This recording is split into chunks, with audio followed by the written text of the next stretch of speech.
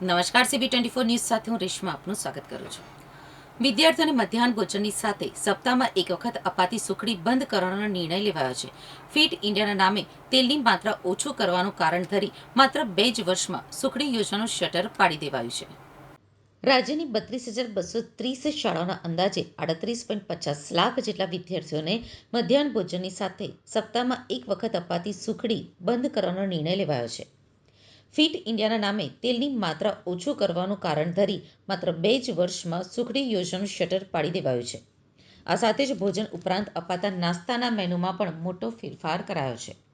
અત્યાર સુધી નાસ્તામાં ચણા ચાટ અને શ્રી અન્ન મિલેટ સુખડી અપાતી હતી, જેના બદલે હવે મગ ચાટ, વેજીટેબલ પૌવા, મિક્સ કઠોળ ચાટ, શ્રી અન્ન મિલેટ સુખડી અને વેજીટેબલ ઉપમા આપવામાં આવશે. રાજ્યની તમામ સરકારી શાળાના વિદ્યાર્થીઓને મધ્યાહન ભોજન અપાય છે.